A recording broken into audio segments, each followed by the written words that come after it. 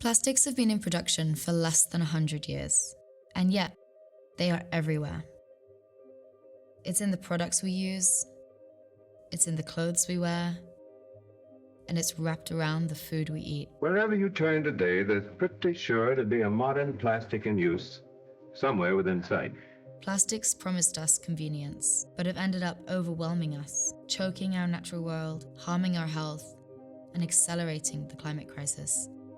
So how did we get here? And how do we get ourselves out of this situation? After the first experiments in the early 20th century, plastic production began at scale during World War II. From a modest yearly production of some 25 million pounds in 1927, the industry swelled to a total of 650 million by 1943, a gargantuan increase of 2,600%. However, it wasn't until after the war, when industries began looking for alternative markets for their new materials and processes, that plastics really arrived in the lives of everyday consumers.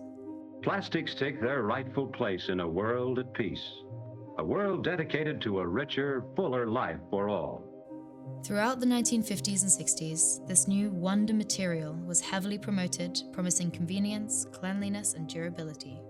Plastic, it was claimed, would revolutionize the production and availability of millions of common products from cars to cutlery. The future will bring plastic fabrics wondrously fine, yet resistant to wear, wrinkles, and stains. Plastic houseware made from polyethylene, polypropylene, and polystyrene. The brightest stars in the plastics industry, an industry that did not exist 25 years ago. In the decades that followed, driven by the chemical manufacturers and fossil fuel producers creating the raw materials, plastic became a ubiquitous and often inescapable part of our lives. As the use of plastics spread to packaging and single-use disposable items, the dream of this wonder material became a nightmare. Plastics would never degrade, they would never break down. They would leach chemicals into our air, our land, our water systems, strangle and choke wildlife.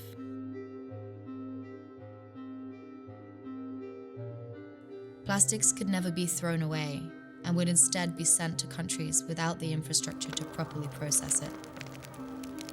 As waste plastic degraded into smaller and smaller microplastics, they would be found everywhere, from snow at the South Pole to the blood in our bodies. We realized too late. We were drowning in plastic. We are told that there is a way out of this crisis.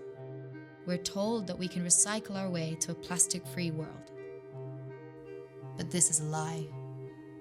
The truth is that the fossil fuel industry is working hand in hand with big brands like Coca-Cola, Nestlé, PepsiCo, and Unilever to continue to push massive amounts of single-use plastic into the world. Plastic pollutes throughout its entire life cycle. From the moment it is created, it impacts our environment, supports the fossil fuel industry, and accelerates the climate crisis. We need to turn off production. This is where the Global Plastic Treaty comes in. Greenpeace, together with our allies and supporters, is demanding a strong global plastics treaty that will limit plastic production and use and ultimately end single-use plastic. We demand a treaty that will keep oil and gas in the ground, hold big polluters accountable for their excessive plastic production, build refill and reuse systems, and ensure a fair and equitable transition for affected workers. The Global Plastics Treaty has the potential to be one of the most significant environmental pacts in history, and together, we will make sure that it delivers on its promises.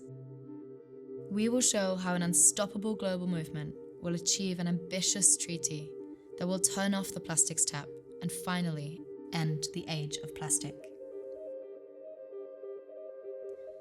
For our communities, for the climate, and for the planet.